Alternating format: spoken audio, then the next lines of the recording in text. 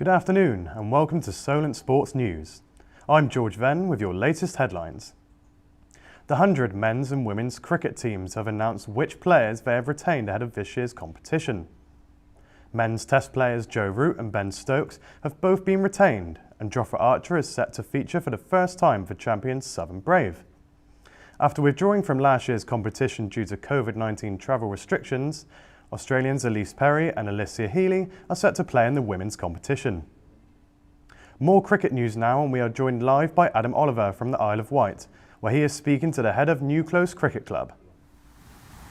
We're here at New Close Cricket Club, the home of where Hampshire are going to be playing one of their Royal One Day Cup games in August. We're here with Hugh Griffiths. Hugh, how much of an effect is this going to have on the island?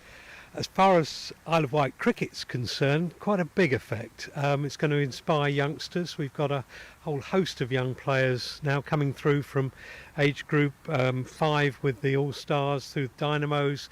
County age group cricket's played here, and they will be inspired by it.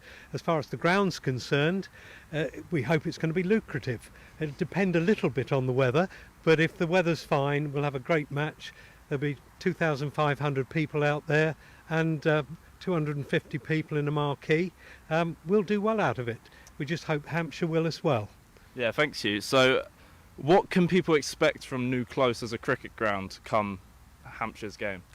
It'll be very different to what it is today. We haven't got a scoreboard there at the moment. The old one failed last year, so we're getting a new Durrant scoreboard in within the next 4 weeks.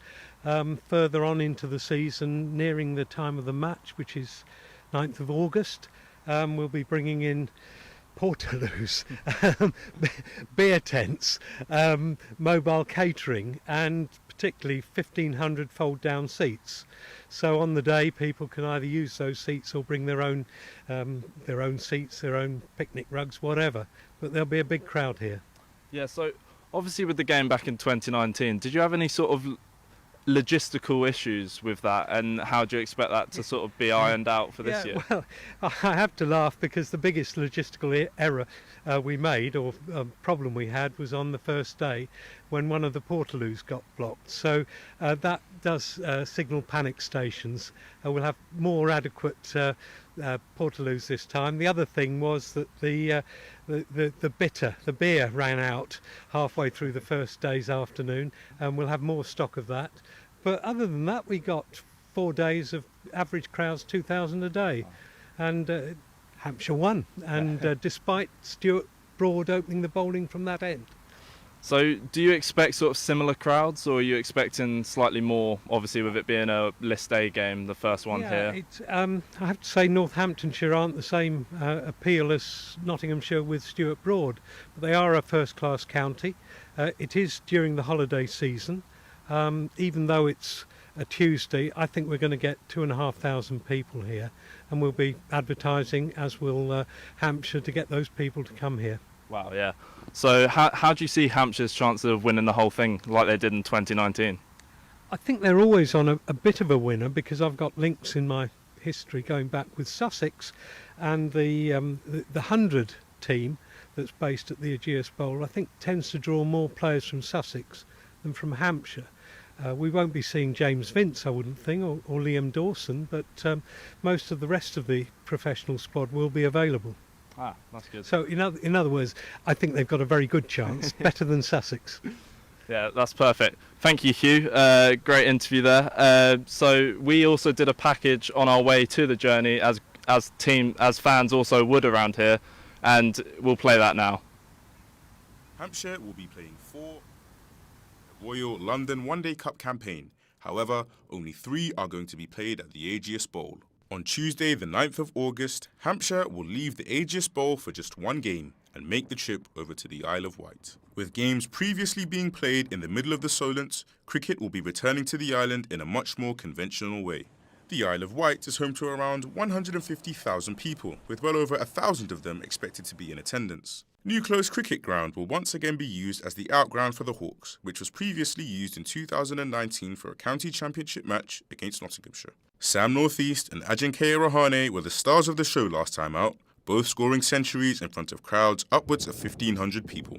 Hampshire will be hoping that they will sail to another victory, just like in 2019. US Soccer and the US Women's National Team have reached a settlement to end their 6-year fight over equal pay. The players will share $24 million from the federation and have been promised that pay between the men and women's national teams will be equalised. UEFA are considering moving this season's Champions League final away from St. Petersburg, amid tensions between both Russia and Ukraine. There are fears of a potential invasion after Russia sent troops into eastern Ukraine.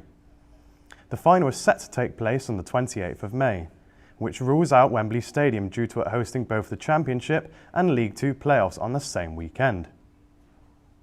In just 3 weeks' time, Solent University's men's team could make history by completing the league and cup double.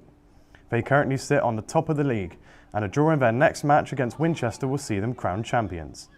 Our reporter, Daniel Perry, caught up with Jean-Pierre Alexander to see how their season has gone so far. I think I've played well as an individual this season. I've done everything I possibly can to contribute to the team, goals and assists, chances created during the games as well. So I think overall I've done my job, and I expect more for myself just as I expect more from my teammates. But as I said, I think I've contributed well and I know I can do more, so that's what I'm going to try and do. Yeah, and a big game on Wednesday in the Cup against Cardiff Men's Ones. How are you expecting it to go and how are preparations going? Preparations have been going well, as usual. Everyone's always up for it in training. Everyone's up to every game. I expect us to win. As I said before in previous interviews, I think we've got the best team in the league, and I think that we've got a very strong chance to be the best team in the competition. We'll find out tomorrow. Last time out against Winchester in the league, it was a 2-2 draw. How do you see the next game panning out, knowing that if we win or draw, we've won the league? Well, the best teams have off games. I firmly believe last game was a 2-2 draw. It wasn't a loss, it wasn't a win. But as I said, the best teams have off games. We're going to do the job that we know we should have done when they come to play us at home. Yeah, and just last note, last week's win, nervy 2-1 against Solent Seconds. Yeah. Didn't look like it was going to happen, final 10 minutes. Was you ever in doubt? Never in any doubt. And as I say, I back my boys, I back my teammates. We're more than teammates, we're all brothers, and we all trust each other. I firmly believe that we had to go the way that we did through that game in order to come out and win. And I think the next couple games, as I said, will show why we're the best. The second half between Wales and Ireland has just got underway in the Pinatar Cup. We're now joined by football correspondent George Rees-Julian. George, how's the game going? Well, despite Wales being on the better team in that first half, it's actually Ireland who took the lead thanks to a Denise O'Sullivan rocket. And that goal really came against the run of play because Wales were just starting to make inroads, especially down the right through Kerry Holland. I think Gemma Granger will be happy with the way her team performed in the first half, but she'll be hoping they can turn that possession into some goals. Thank you very much, George. For the full-time score, head over to solentjournalism.co.uk. Moving on to Solent fourth team now, their captain, Dean Ingram, gave us his story about his own road to recovery from injury. Dean Ingram, Solent fourth team captain. Here's his footballing story. So I played at a county prem level between the first team in and out and the 23s. Before that I was playing all the way up through youth ranks football, in and out of Burton and Chelsea Academy, not quite making it through either one, but I'm enjoying what I'm playing and I'm happy to be at Solent playing for one of the teams here. It hasn't always been plain sailing for Dean, as he has spent a lot of time on the recovery table after his injury playing for Saltdean United. So it was a contact injury at the ankle. I was playing for the first team at the time in a friendly pre-season. The player lost the ball in a heavy touch, went to try and recuperate with a slide tackle, hit my ankle and my knees bent outwards whilst my rest of the leg stays. Ingram spent 5 months on the sidelines and made his return to action at the Solent trials, where he impressed enough to make the team. Out from the start of June till about October, when my first time playing football again was here at the Solent trials. So I was on crutches for the first 2 weeks, then light weight bearing activities, moving on to walking, jogging, a lot of stretching, a lot of squatting, a lot of calf raises, and just really trying to strengthen the muscles around the neck. Despite his recovery going well, Ingram has had to be careful managing his game time this season to help reduce the swelling. I still have to manage it heavy, still have to strap it up before and after every game, still have to ice it, give it a lot of time to rest, as there still seems to be a lot of swelling post-exercise, training and match. Ingram became a popular figure within the dressing room as his fellow teammates named him captain just after a few weeks in the team. Honestly, I think I just have a really loud mouth and a lot of confidence. I'm happy just to speak to anyone, anywhere, take a bit of control, not be scared to put my name out to do things and go and set a good example, hopefully. The centre-back has become a vital part of Solent's fourth team as they now look to finish the season with 2 potential trophies. Well, we're going into the semi-finals of the Western Cup on Wednesday, hoping to progress all the way through to the finals.